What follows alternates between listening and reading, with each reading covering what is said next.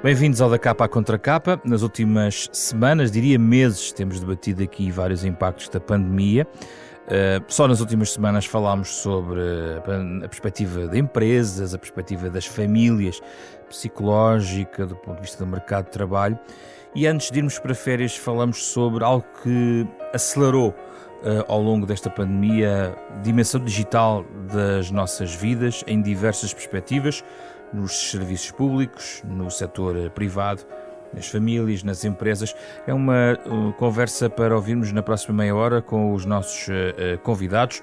José Tribolé, professor jubilado do Instituto Superior Técnico, fundador do INESC, e João Mota Lopes, especialista em transformação digital e governo digital, nesta conversa do Da Capa à Contra Capa, a parceria semanal da Renascença com a Fundação Francisco Manuel dos Santos.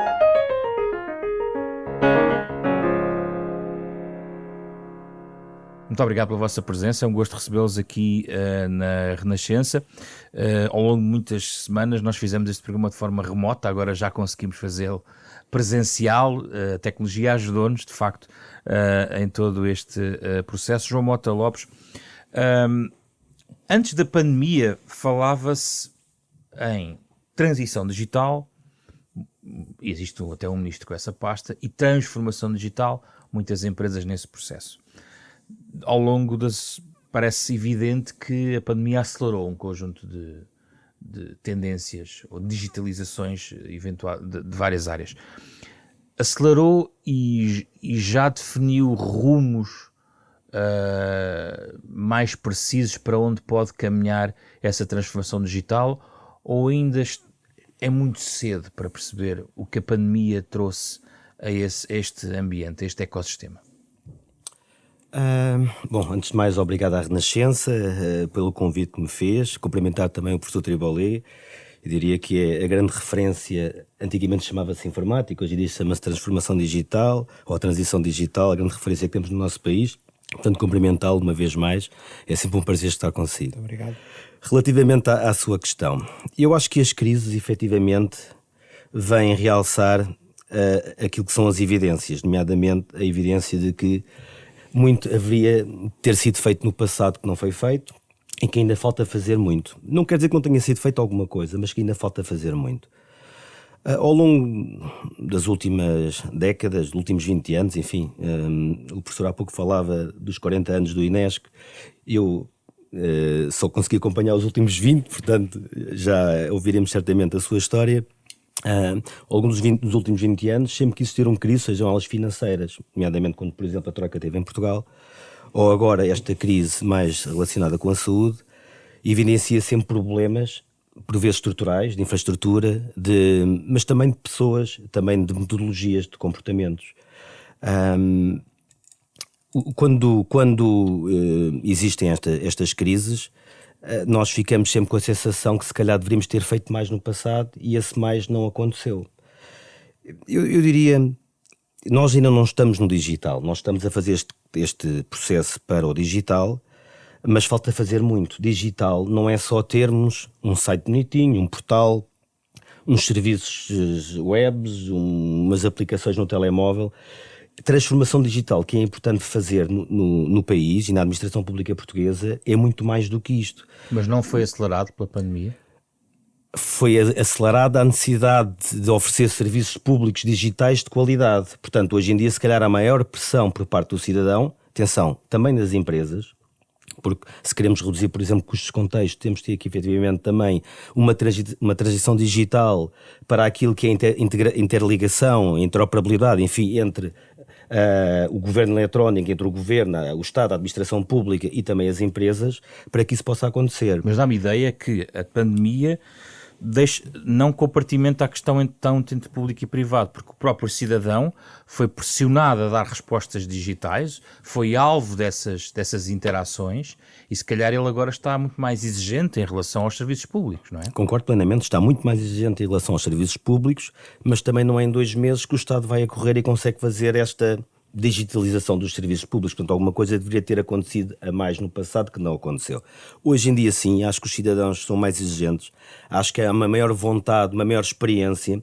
Atenção, para mim o digital não é acedermos a aulas via Zoom ou não é acedermos ao portal informativo. O que é para si o digital, então? O digital é também uma mudança na forma como se está e como se relaciona com as coisas, com a vida. O digital não é só o caminho para, o digital é também aquilo que deveria ter sido feito e que não foi feito. O que é que deveria ter sido feito e não foi feito? Nomeadamente a nível de tudo o que é o back-office da administração pública. Os serviços da infraestrutura que suporta todo este back-office da administração pública. A administração pública tem que ter a capacidade de ter escalabilidade, de ter a capacidade intrínseca de poder fornecer este tipo de serviços. Porque não basta só ter mais um portal ou mais uma informaçãozinha. É preciso muito mais. É que haja efetiva interoperabilidade. Não quer dizer que não haja, aproveito para cumprimentar a AMA e os 20 anos de interoperabilidade da IAP em Portugal. Foi feito muito trabalho nos últimos 20 anos, enfim, começou com o Diogo Vasconcelos em 2002, eu por acaso tive a sorte de estar também nesse caminho, e muita coisa efetivamente foi feita nestes últimos 20 anos, mas é preciso fazer muito mais, é preciso transformar digitalmente o back-office da administração pública. Já voltamos. Deixar de haver o papelinho, deixar... Já vamos desenvolver isso. Professor José Triboli, qual é a sua percepção sobre o que é que estes últimos meses trouxeram a este debate?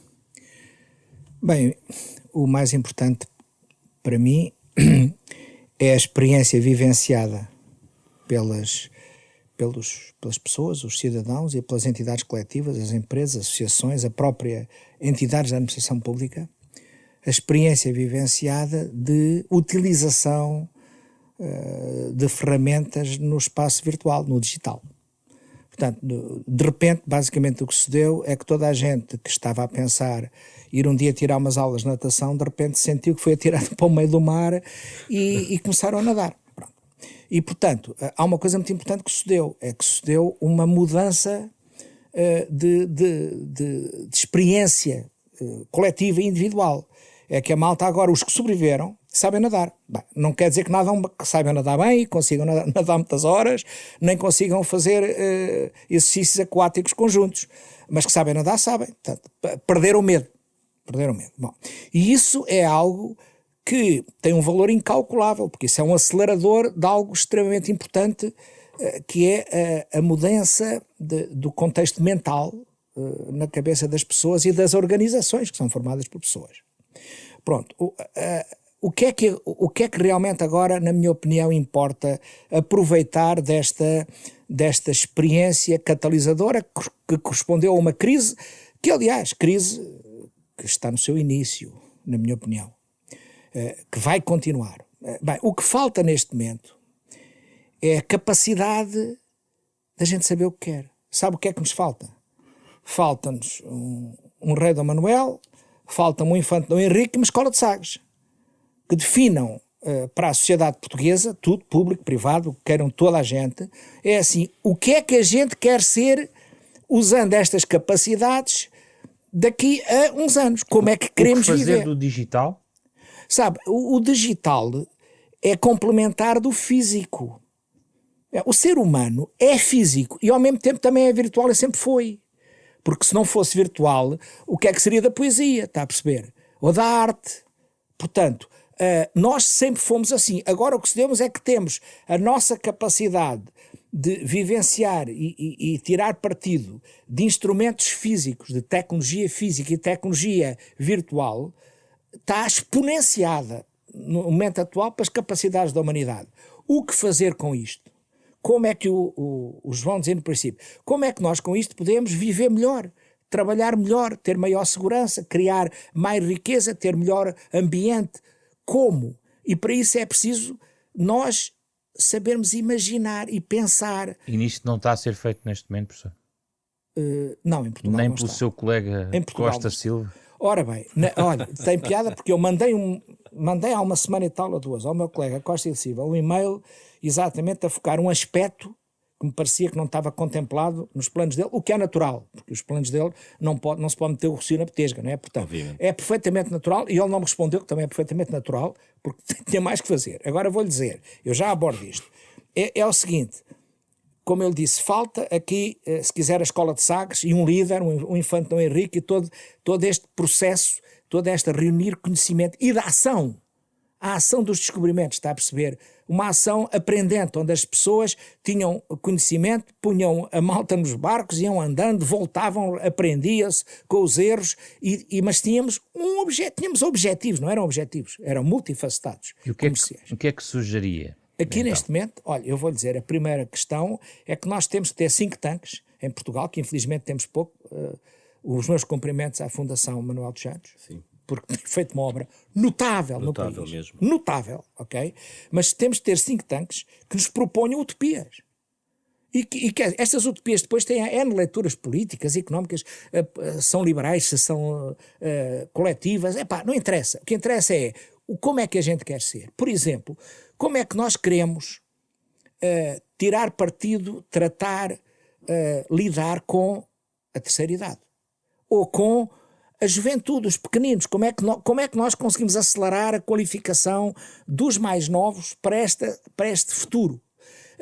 Como é que nós podemos potenciar a agricultura inteligente em Portugal, em todos os domínios? Isto não é só com subsídios, é preciso termos ideia. Bem, e a verdade é que hoje em Portugal temos muitos conhecimentos parcelares sobre muitas coisas destas.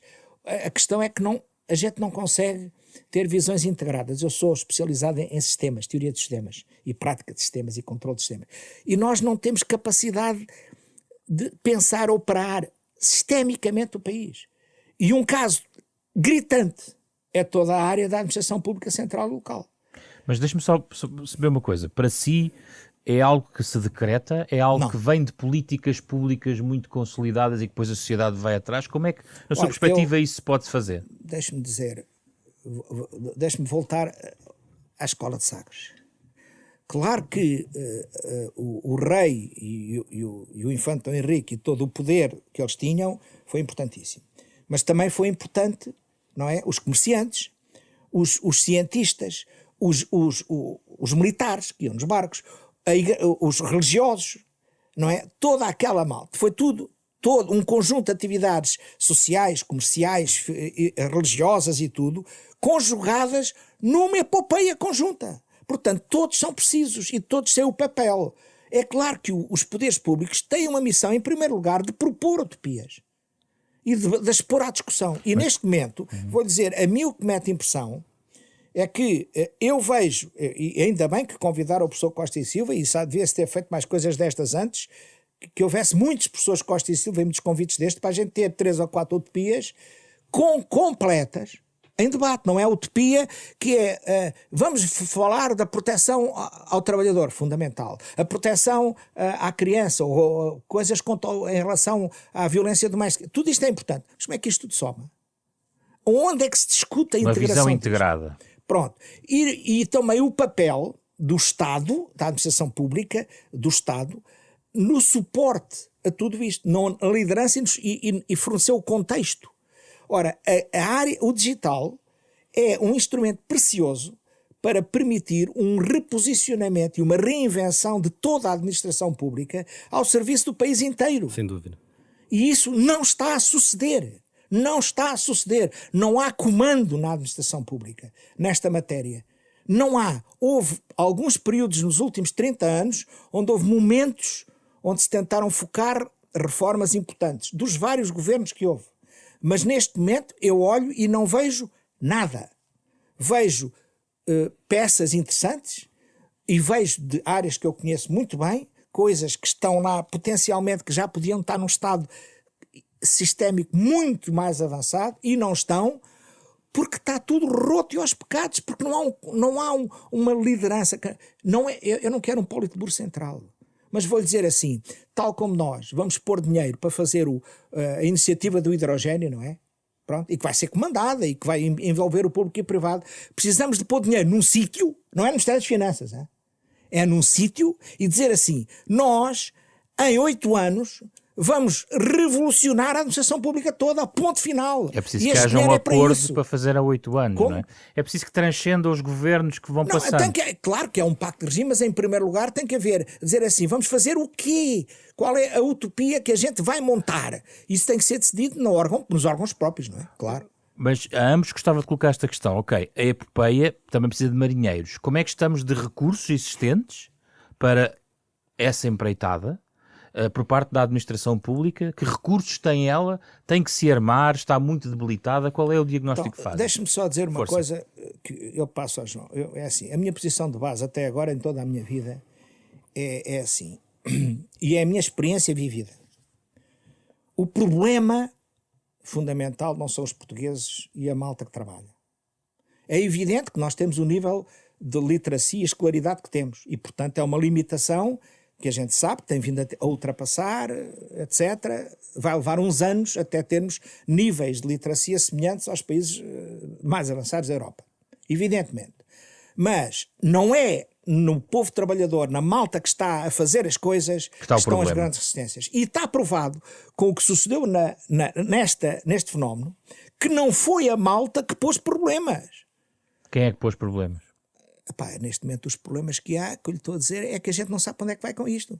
Quando a gente pensa o que é que vai suceder na educação, o que é que vai suceder no apoio aos laços de terceira idade, o que é que vai suceder tudo, desculpe, eu gostava de ver algumas propostas concretas para a gente discutir. Não é os trabalhadores, não é aí que está o problema. Claro que tem que ter mais formação. Eu vou lhe dizer, o nosso grande problema está nos dirigentes, está nas classes dirigentes, que estão sentadas, mandam postas de pescada e que não são responsabilizadas. É raríssimo serem responsabilizados.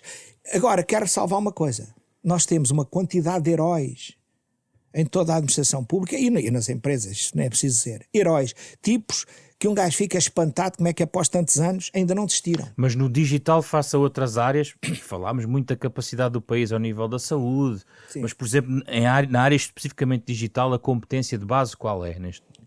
Não existe. Não existe. Há bocado falávamos, enfim, dos nossos descobrimentos. O professor, e bem, enfim, falou de todo o potencial que havia do povo português querer e desbravar novas terras. A verdade é que hoje em dia não há marinheiros. Há 5 anos atrás o Instituto de Emprego tinha feito um estudo que precisávamos de 15 mil informáticos na administração pública, ou em Portugal, enfim.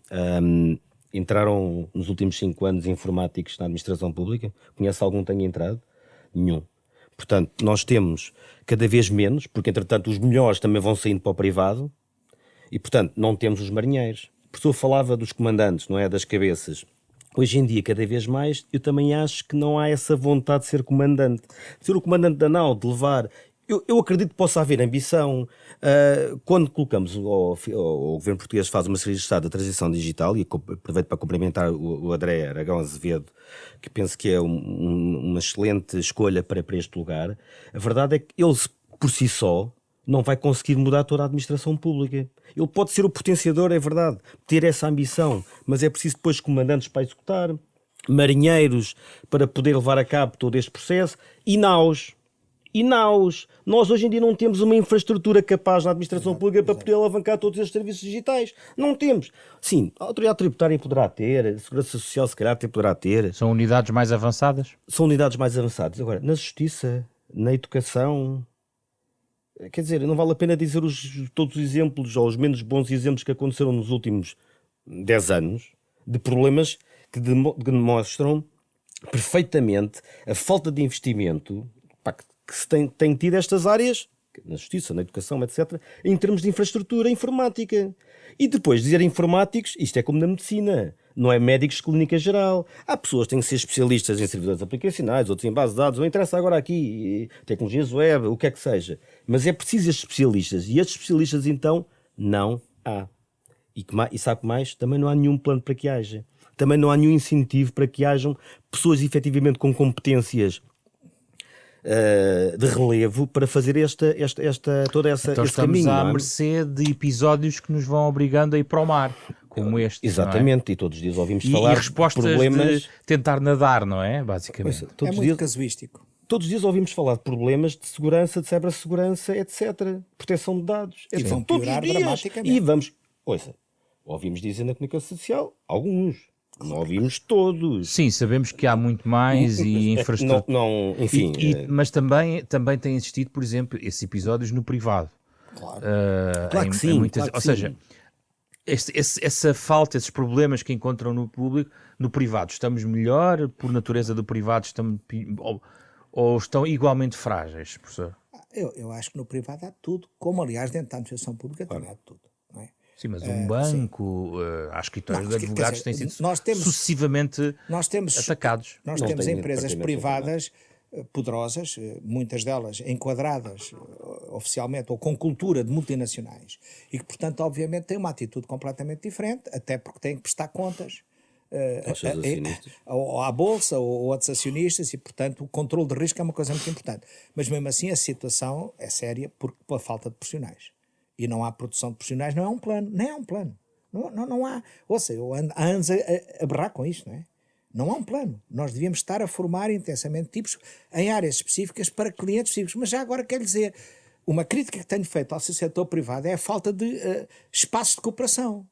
Foi a minha intervenção nos 40 anos do INES no Porto, quando começámos, foi um apelo a que haja maiores espaços de cooperação no setor privado, que definam o que é que querem e paguem do seu bolso coisas que está tudo à espera que o Estado é que pague tudo. Os setores todos, quer dizer, não há...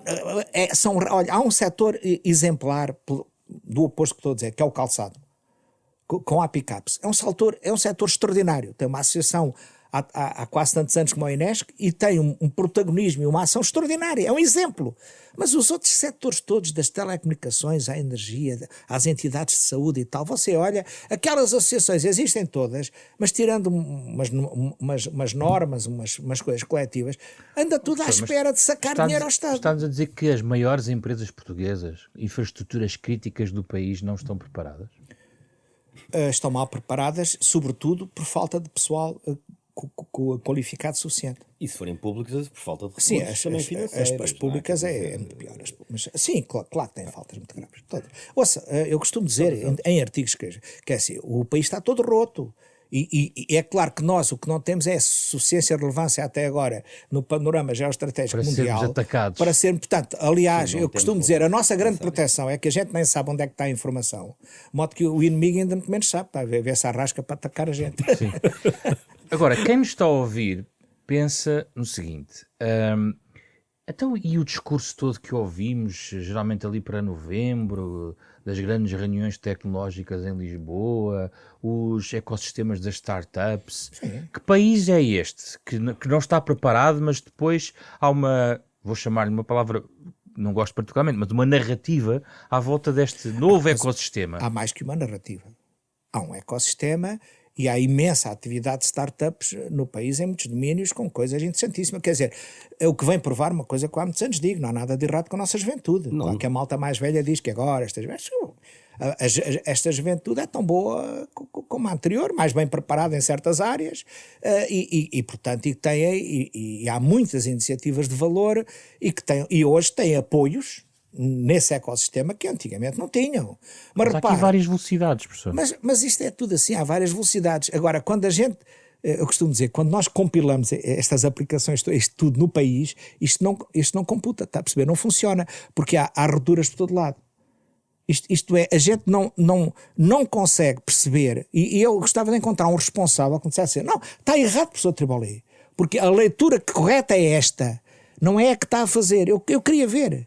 Mas em parte, quando trabalhamos em toda esta infraestrutura de contexto que das administrações públicas, centrais e locais, tem a obrigação de proporcionar ao país, com o dinheiro que temos, com as restrições, mas o dinheiro que temos podia ser muito mais bem gasto. Ouça, deixe-me dizer, a minha experiência profissional é o stop and go, todos os anos, de iniciativas que se começam, depois porque não vem a autorização do Ministério das Finanças, coisas fundamentais, que estão prontas a funcionar, e que traziam poupanças brutais ao país, não é? E que estão 3 e 4 anos paradas dentro e não andaram da administração nada. Pública. E a razão que se vai perceber não é falta de dinheiro. É porque é preciso a autorização, depois o Ministério das Finanças corta, depois o outro não sei o quê, depois mudaram a administração, e um gajo olha e perderam-se 4 anos e um gajo diz, mas que prejuízo para o país, e ninguém olha para isto. Não há ninguém a dizer, mas quem é a besta que permitiu que um gajo ande estes anos todos, com isto tudo pronto a funcionar?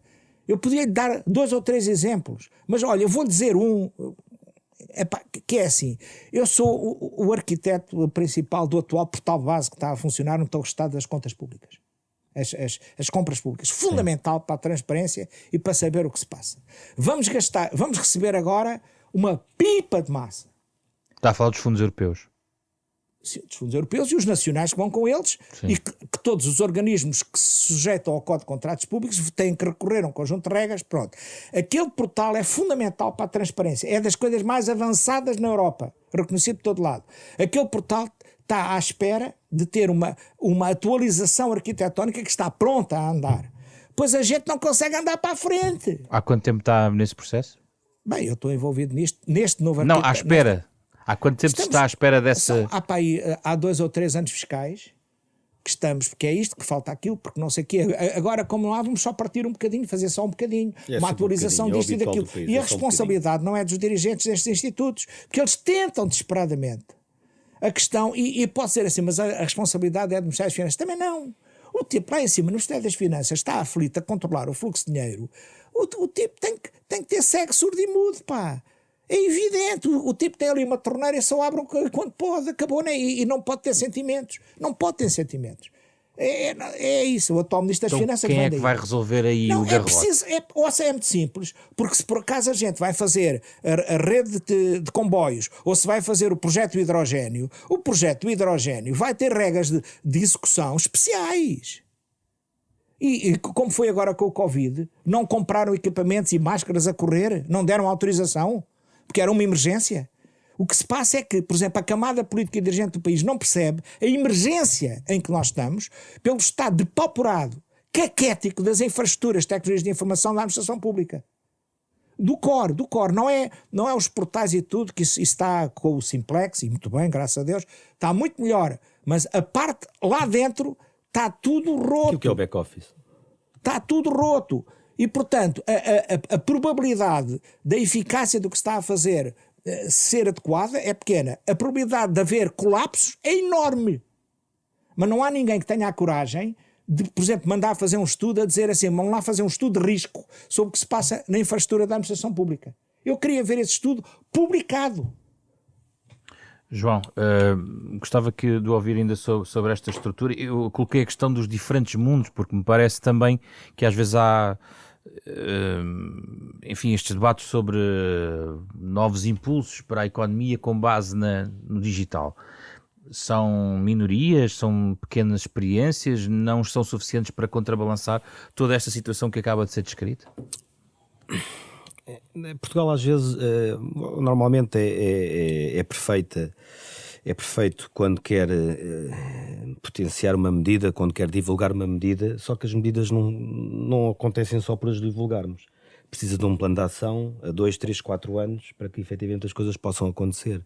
E o que o professor Pedro Oliveira estava a dizer é um pouco isso, é que nós somos muito bons a anunciar vacas voadoras, mas depois a fazê-las aterrar e a ter um aeroporto para que elas possam aterrar e a ter um sistema de radares para que as possam monitorizar, etc, isso já não acontece.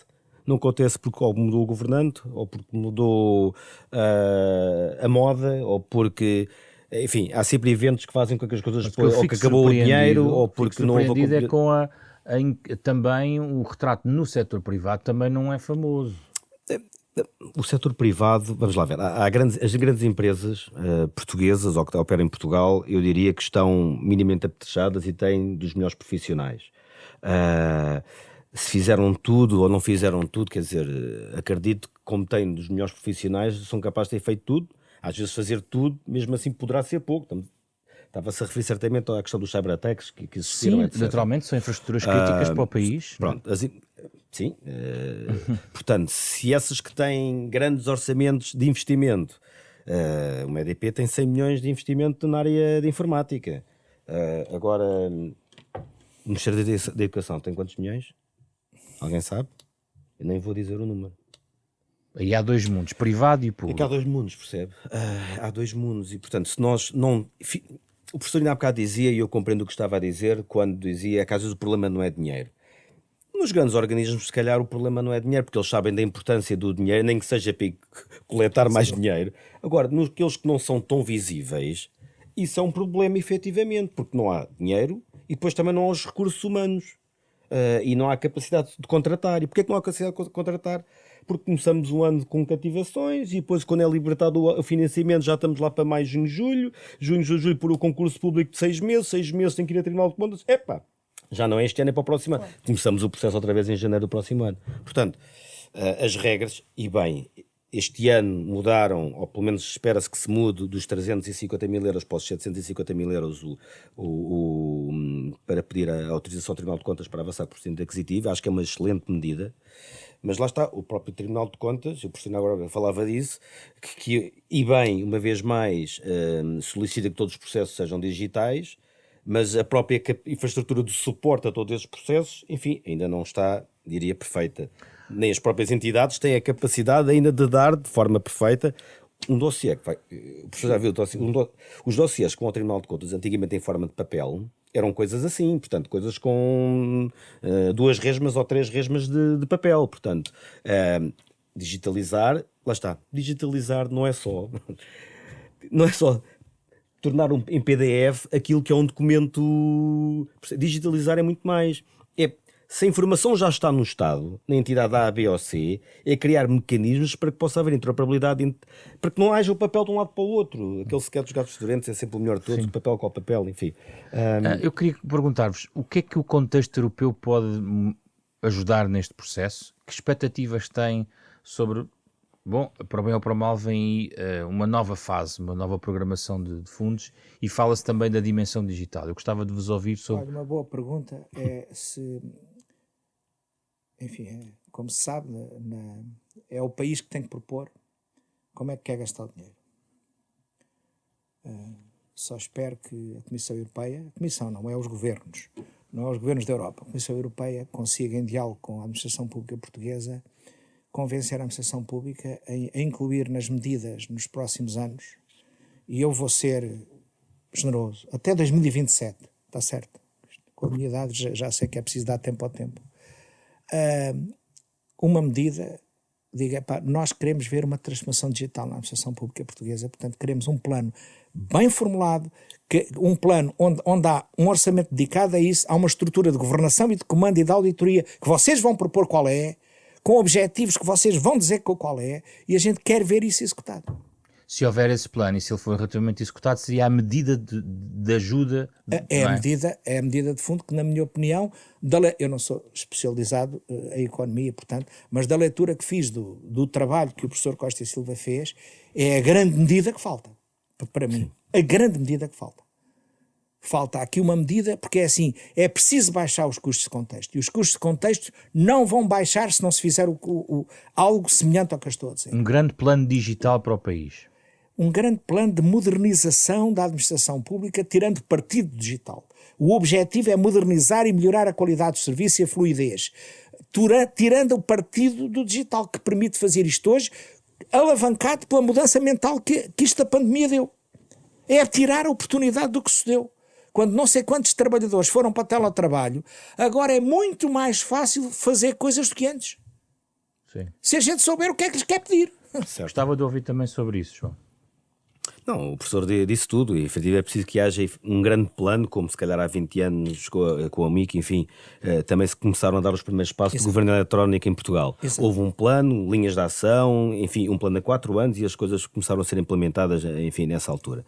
Os planos são sempre importantes, e se não planeamos, falhamos. Isso é certinho como a água. Enfim, se não planeamos, falhamos. E aqui é preciso que, além do plano, depois também haja a capacidade de implementar. Fundos. Tem que haver dinheiro. Isto é, desculpa, sim. Professor, mas só fundos. Quem depois não tem houver dinheiro não manda. nacionais. Percebe? Agora vai haver Quem não tem dinheiro. dinheiro não manda. E portanto é assim, pode haver um secretário de Estado e um ministro da modernização administrativa.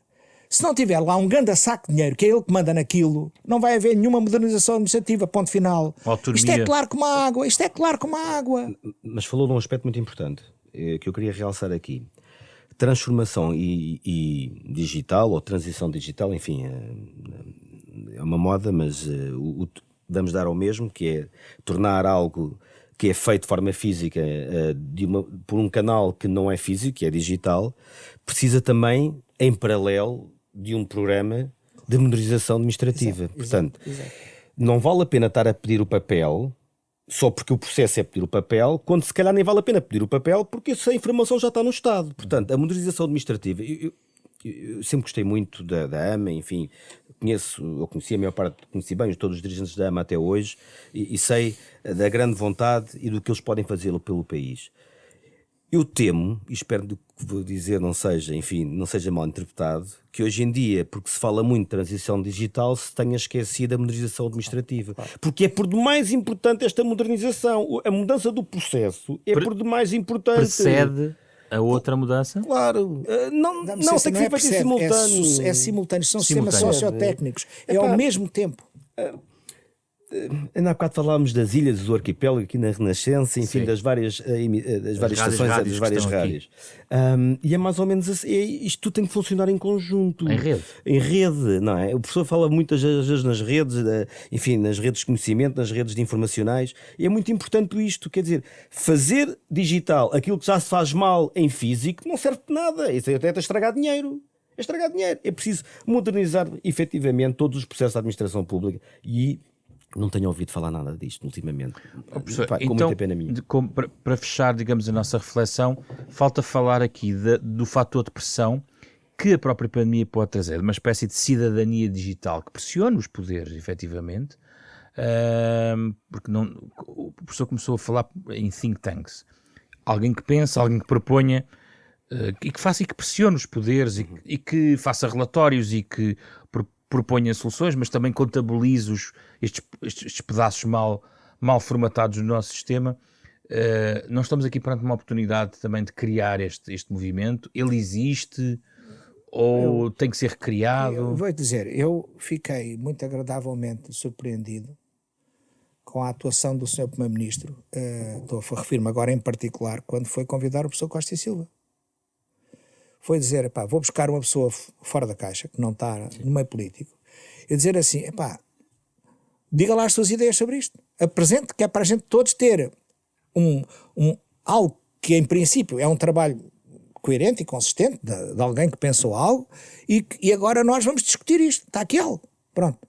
E que não foi construído pelas quintinhas. Foi com uma visão sistémica do país e da sua evolução. Boa ou má, não interessa, mas pelo menos vamos discuti-la e podemos melhorá-la. E é isso que nós precisamos, é a tal. Mas isto tem que vir, como eu digo, do topo da liderança. A liderança significa isto.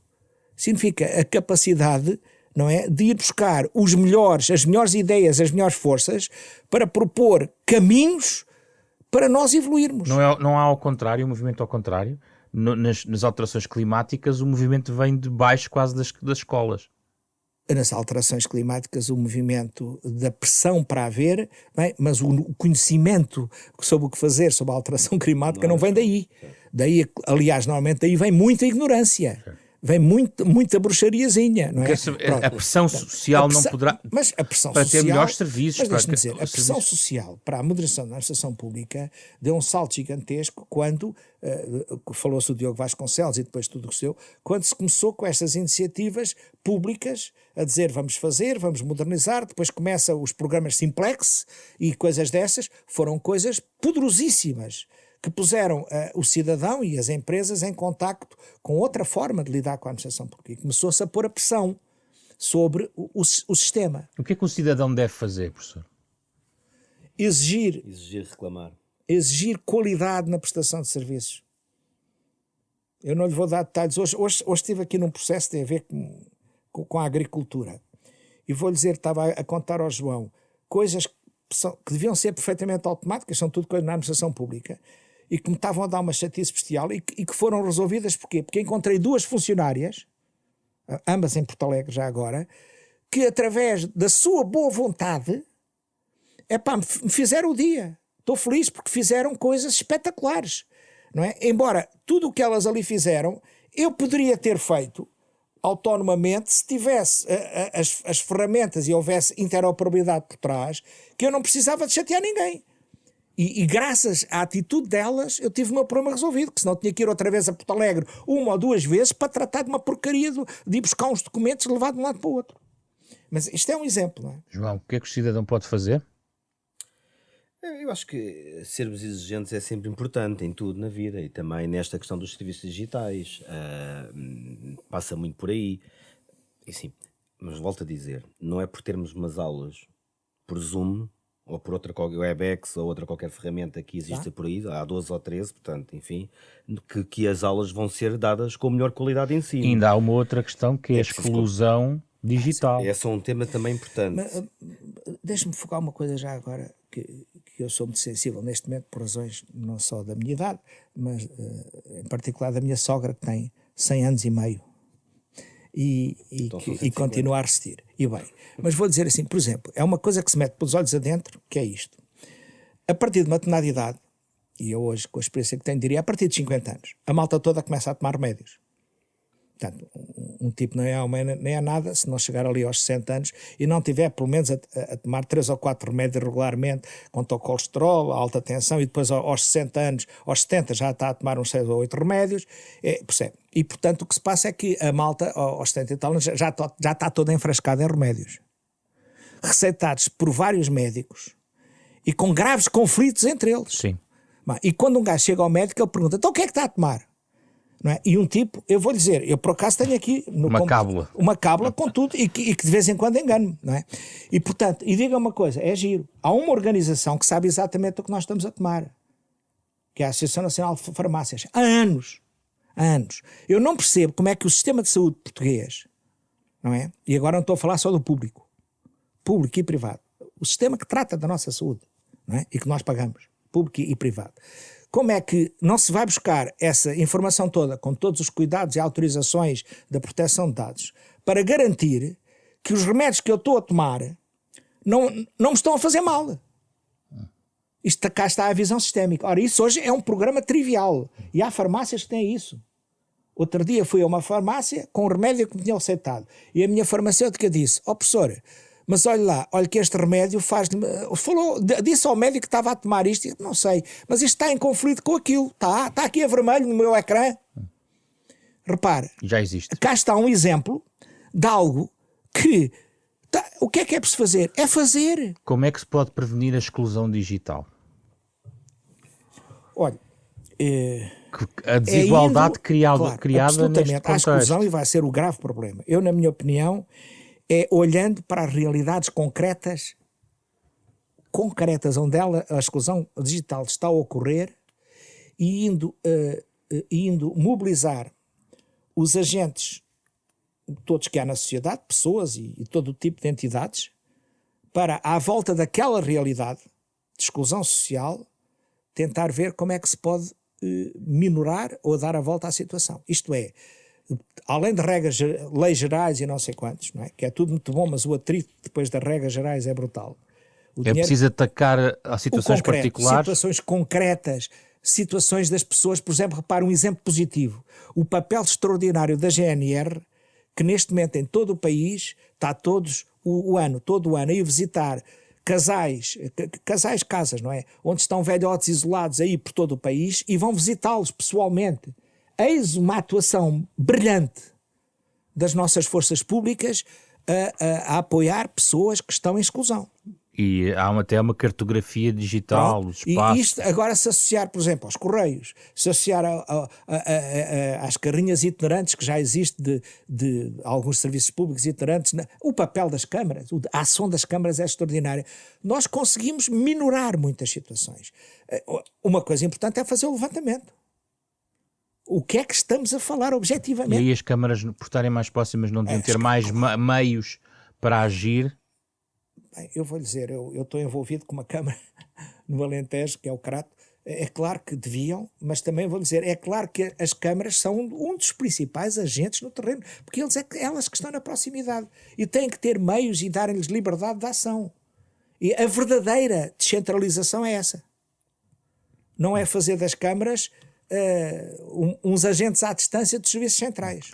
João, uma ideia para prevenir a exclusão digital? Olha, eu vou-lhe dizer vou fazer pela negativa, que é, não é dando portáteis aos miúdos, ok?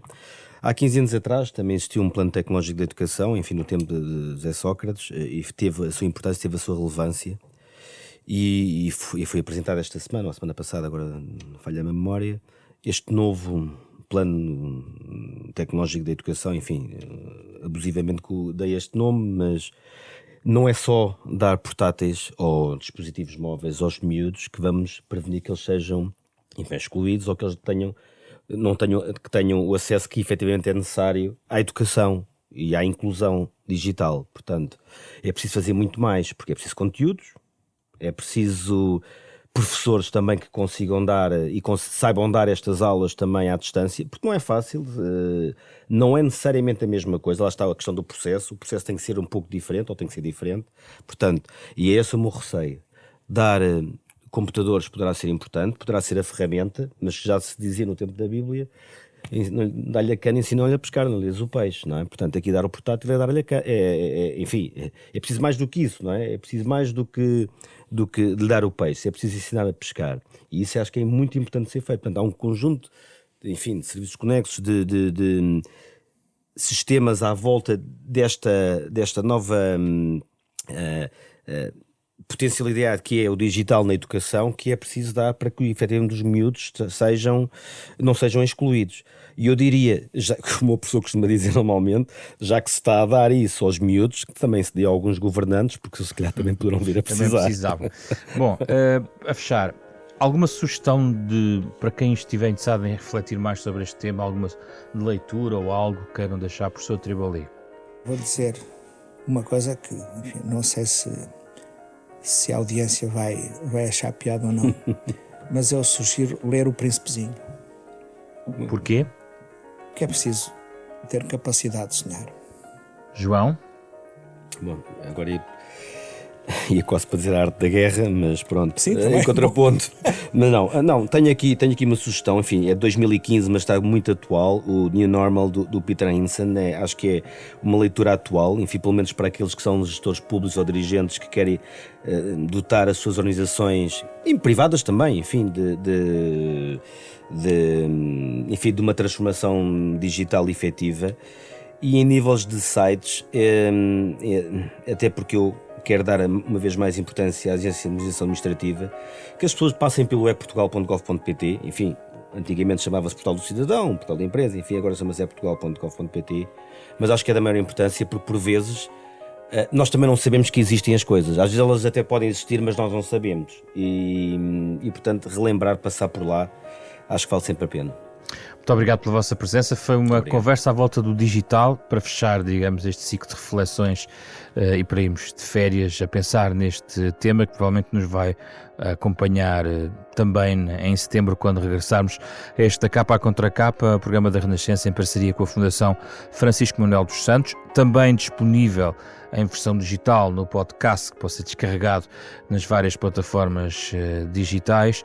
É um programa com o genérico original de Mário Lajinha, lá está, a componente digital do pianista também presente aqui neste programa, com Ana Marta Domingos, Carlos Schmidt, André Peralta e José Pedro Frazão. Boas férias, regressamos com mais reflexões em setembro.